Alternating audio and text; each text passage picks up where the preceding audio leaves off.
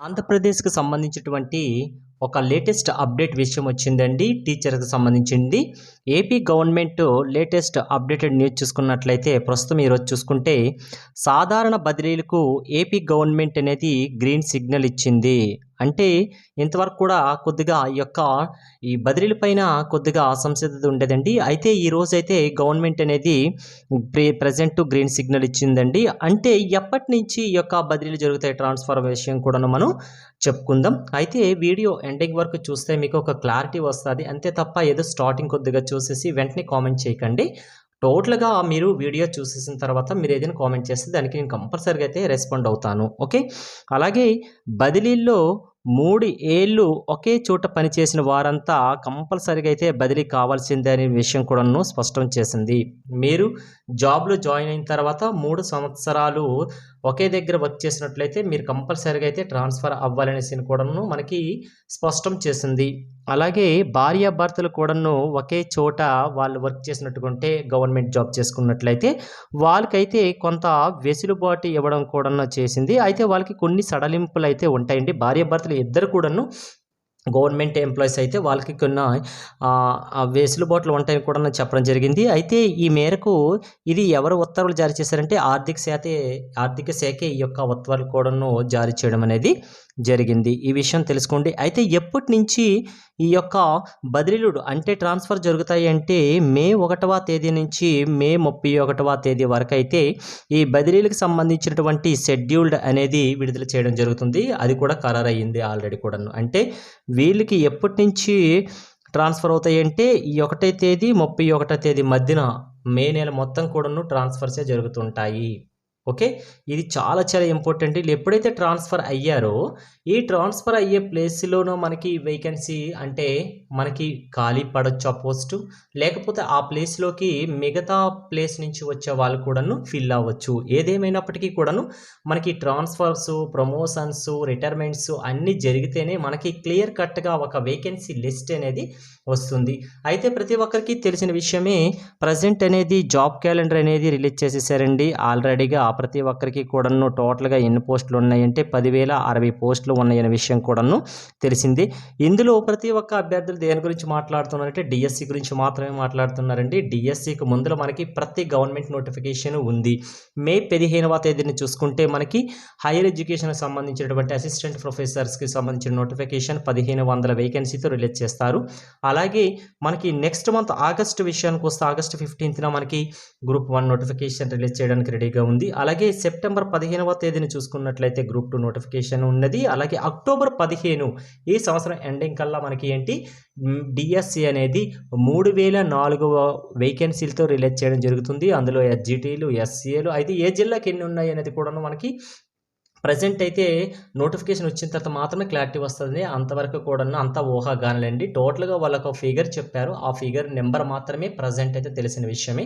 అయితే ఇంకొక updated news కూడాను ఒక హల్చల్ చేస్తుందండి. టోటల్‌గా 9,500 రిటైర్మెంట్స్ ఉన్నాయి. ఆ వేకెన్సీ కూడాను ఆ టైంకి అక్టోబర్‌కి ఏమైనా గవర్నమెంట్ యాడ్ చేస్తుందా అనేసి కూడాను మనకి కొన్ని ఉపాధ్యాయ సంఘాలు అయితే కోరడం జరుగుతుంది. అయితే అవి యాడ్ చేస్తారా? లేకపోతే అది నెక్స్ట్ ఇయర్‌కి అనేది మనకి ఉండిపోతాయి అనేది కూడాను మనకి గవర్నమెంట్ నుంచి ఏదైనా అఫీషియల్‌గా మనకి గ్రీన్ సిగ్నల్ వచ్చేంత వరకు కూడాను మనం క్లారిటీగా చెప్పలేం. అయితే కంపల్సరీగా అయితే రిటైర్మెంట్స్ అయితే జరుగుతాయండి జూన్‌లోన.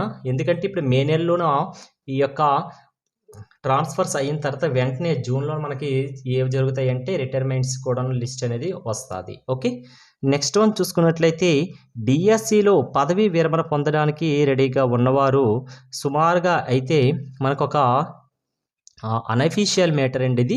అయితే కొందరు చెప్పడం జరుగుతుంది. ఇది ఏంటంటే ఎస్జిటిలో 6,000 వేకెన్సీలు ఉండొచ్చు అంటున్నారు. అలాగే స్కూల్ అసిస్టెంట్ 3,000 అలాగే ఫిజికల్ ఎడ్యుకేషన్ టీచర్స్ 500 మొత్తం సుమారుగా అయితే 9,500 వేకెన్సీలు అనేది ఖాళీ అవుతాయని చెప్తున్నారు. అయితే ప్రస్తుతానికైతే మనకి డిఎస్సిలో వేకెన్సీ మనకి చూపించిందంట అంటే 3,004 వేకెన్సీలు అయితే చూపించడం జరిగింది.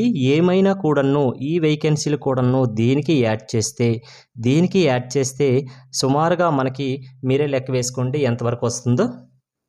సుమారు మనకి 12,504 వేకెన్సీలు అయితే ఉండొచ్చండి. అయితే గవర్నమెంట్ అయితే ఈ 9,500 వేకెన్సీలు అనేది ఈ అక్టోబర్ 15కి ఈ 3,004 కంబైన్ చేస్తా అనేది అది ఒక క్వశ్చన్ మార్క్. ఓకే, నెక్స్ట్ ఇది జస్ట్ ఫిగర్ అండి, అండ్ అఫీషియల్ కూడాను ఈ మ్యాటర్ మనకేమీ లేదు. అయితే జస్ట్ ఎవ్రీ ఇయర్ కూడాను మనకి రిటైర్మెంట్ వస్తాయని తెలుసు. అయితే ఉపాధ్యాయ సంఘాల కాడ ఇన్ఫర్మేషన్ అయితే కొందరికి ఉంటుందండి, ఎందుకంటే వాళ్ళ సర్వీస్ ఎప్పుడు క్లోజ్ అవుతుంది అనేది చాలామందికి తెలిసిన విషయమే. జస్ట్ అది ఒక రకమైనటువంటి అనఫీషియల్ డేటా మాత్రమే. ఓకే, అయితే ప్రజెంట్ అయితే ప్రతి ఒక్కరు కూడాను దీనికి మాత్రమే ఫిక్స్ అయ్యి ఉండాల్సిన విషయం అయితే ఇది క్లారిటీగా అయితే నేను చెప్పేస్తున్నానండి. ఈ 3400 వేకెన్సీ, ఎందుకంటే జాబ్ క్యాలెండర్లో ఏ వేకెన్సీలు చూపిస్తారో మనం దానికి మాత్రమే ఫిక్స్ అవ్వాలండి. ఇవన్నీ అనఫీషియల్స్ అన్నీ కూడా ఉన్నది, మీరు ఫిక్స్ అవ్వడానికి అయితే 100% అయితే ఛాన్స్ లేదండి. కంపల్సరీగా అయితే మీరు దీనికి ఫిక్స్ అవ్వండి. ఓకే, దీనికి మాత్రమే మీరు ఫిక్స్ అయ్యి చదవాలి. అయితే ఇవి యాడ్ అయితే చాలా హ్యాపీ, అందరు కూడా హ్యాపీనే ఉంటారు. అయితే మనం 3400 చూసుకుని అందులో ఒక పోస్ట్ మీదే అనే విధంగా అయితే మీరు ప్రిపేర్ అవ్వాలి. ఎందుకంటే వేకెన్సీలు ఎక్కువ ఉంటే మనకు జాబ్ వస్తుందని గ్యారంటీ ఉండదు, అలానేసి తక్కువ ఉంటే మనకు జాబ్ రాదని కూడా గ్యారంటీ ఉండదు. ఎందుకంటే మన యొక్క కష్టపడడం, ఎగ్జామ్ రాయడం మన వంతు, ఇక అది మనకు వస్తుందా లేదనేది నీకు నా భగవంతుడి దయ, లేకపోతే ఏమైనా జరగచ్చు. ఏదైనా మిరాకిల్ అయితే కంపల్సరీగా అయితే జరగాలండి. ఏదేమైనప్పటికీ కూడా ఈ 3004 వేకెన్సీలకు మాత్రమే మనము ఫిక్స్ అయ్యి ఉండాలి. ఈ 9500 కలిస్తే చాలా హ్యాపీ. ఓకే, అలాగే మనకి గెజిట్ విడుదలైన విషయం తెలిసిందే. మొన్నటి వరకు 13 జిల్లాలు ఉంటే ఇప్పుడు 26 జిల్లాల గెజిట్ విడుదల అయిపోయిందండి. ఇందులో 6 జోన్స్ అలాగే 2 మల్టీ జోన్స్ ఉంటాయి. అలాగే దీనికి సంబంధించిన ప్రీవియస్గా నేను 2 వీడియోస్ అనేది నా యొక్క ఛానల్లో ప్రెజెంట్ అప్లోడ్ చేయడం జరిగింది. ఎవరికైనా కూడాను ఆ 6 జోన్లు ఏంటి, ఆ 2 మల్టీ జోన్స్ ఏంటి అనేది ఇన్ఫర్మేషన్ క్లియర్గా కట్గా అయితే నేను రాసి మీకు ఎక్స్ప్లెయిన్ చేయడం జరిగింది. మీరు ఏ జిల్లా వాళ్ళు ఏ జోన్లోకి వస్తారు, ఏ మల్టీ జోన్ 1లోకి వస్తారో, మల్టీ జోన్ 2లోకి వస్తారో, లేకపోతే జోన్ 1లోకి వస్తారో, 2లోకి వస్తారో, 3లోకి వస్తారో అనేది, మీ జిల్లా అనేది ఏ జోన్లో ఉన్నదనే విషయం మీకు ఫస్ట్ తెలియాలంటే కంపల్సరీగా అయితే మీరు వీడియోస్ నాదేనే కాదండి, మీకు ఏ యూట్యూబర్ అయితే మీకు బాగా ఆల్రెడీ సబ్స్క్రైబ్ అయి ఉంటారో వాళ్ళు కూడా ఎక్స్ప్లెయిన్ చేసే ఉంటారు. మీకు ఇష్టమైనది చూసుకోవచ్చు. నా ఛానల్లో కూడా నేను అప్లోడ్ చేయడం జరిగింది. ఓకే, అలాగే ఏ పోస్టులు భర్తీ అయినా ఫస్ట్ ఆఫ్ ఆల్ 95% అనేది స్థానికులకే ఉంటాయి. మిగతా 5% మాత్రం ఓపెన్ కేటగిరీకి ఉంటుంది. తొలి మనం చూసుకుంటే 80-20 ఉండేది. ఈ ఇయర్ నుంచి అయితే కొత్త గెజిట్ విడుదలైన తర్వాత మనకి 95% అనేది లోకల్ కేటగిరీ వాళ్ళకి ఇస్తున్నారు. 5% అని ఓపెన్ కేటగిరీ అండి, ఎవరైనా కూడా దానికి పోటీ పడవచ్చు. ఓకే, అయితే స్థానికత విషయంలో ఏదైనా పోస్టుకు సంబంధించి విద్యార్హతలో 7 ఏళ్ల పాటు ఎక్కడ చదివారో పరిశీలించి అందులో 4 ఏళ్ళు చదివిన ప్రాంతాన్ని మీకు లోకల్గా పరిగణిస్తారు, స్థానికతగా పరిగణిస్తారు. అయితే చాలామంది అయితే చాలా విధంగా అయితే క్వశ్చన్స్ అడుగుతున్నారంటే మేము లోకల్కి వస్తామా నాన్ లోకల్కి వస్తామా అనేసి అడగడం కూడా జరుగుతుంది. వాళ్ళకి క్లియర్ కట్గా అయితే ఎగ్జాంపుల్తో సహా అయితే నేను ఎక్స్ప్లెయిన్ చేస్తాను. ఒక్కసారి మీరు వింటే మీకు సరిపడుతుంది. ఫర్ ఎగ్జాంపుల్, నువ్వు ఇప్పుడు ప్రజెంటు ఏదైనా ఒక గవర్నమెంట్ జాబ్కి అప్లై చేయడం, ఇది సెంట్రల్ గెజిట్ నుంచి వచ్చిందండి. ఇది మన జిల్లాతో పాటు ప్రతి జిల్లాలకు కూడా ఇదే అమలవుతుంది.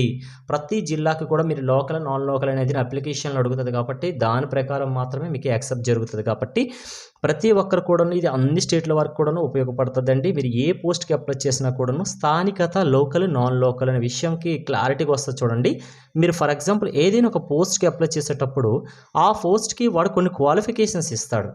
ఆ క్వాలిఫికేషన్ నుంచి 7 ఏళ్ళు వెనక్కి లెక్కేయండి. ఫర్ ఎగ్జాంపుల్ చూడండి, ఇంటర్ క్వాలిఫికేషన్ మీద ఏదో ఒక పోస్ట్కి నువ్వు అప్లై చేస్తున్నావు అనుకోండి. ఇంటర్ క్వాలిఫికేషన్ మీద ఒక జాబ్కి అప్లై చేస్తే ఇంటర్కి ముందులో మనకి ఏముంటుంది, ఇంటర్ 2 సంవత్సరాలు ఉంటుంది. దానికి ముందు 10th క్లాస్ వరకు చదివినటువంటి ఇయర్స్ కూడా ఉంటాయి. ఇందులో 7 ఏళ్ల పాటు 7 ఏళ్ళు అంటే ఈ 7 ఇయర్స్ చదువు ఉంటుంది కదా, ఆ చదువులో 4 ఏళ్ళు చదివిన ప్రాంతమే మీకు లోకల్ అవుతుంది. ఓకే, చదివిన ప్రాంతమే మనకి లోకల్ అవుతుంది.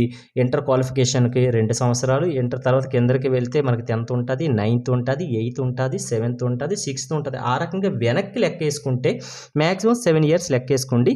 ఆ 7 ఇయర్స్ అంతా ఒకే జిల్లాలో మీరు కానీ ఒకే ప్రాంతంలో కానీ చేస్తే నో ప్రాబ్లం, మీరు లోకల్కి వెళ్ళిపోతారు. అయితే కొందరు ఈ 7 ఏళ్ళలో 4 సంవత్సరాలు ఒక జిల్లాలో చదువుతుంటారు, ఇంకొక 3 ఏళ్ళు ఇంకొక జిల్లాలో చేశారనుకోండి, 4 ఏళ్ళు ఎక్కడైతే చదివారో అదే మీకు లోకల్ అవుతుంది. ఇది ఫస్ట్ పాయింట్. ఎలా చూస్తారంటే మీరు అప్లై చేసే పోస్ట్‌ని బేస్ చేసుకొని మాత్రమే లోకల్‌గా, నాన్ లోకల్‌గా అయితే చెప్పడం జరుగుతుంది. ఓకే. నెక్స్ట్ అయితే కొన్నిటికి విద్యార్హత లేని పోస్టులు కొన్ని ఉంటాయి కదా! దానికైతే వాళ్ళ యొక్క నివాస ప్రాంతాన్ని వాళ్ళు ఎక్కడైతే నివసిస్తున్నారో అదే మనకి లోకల్ అయిపోతుంది.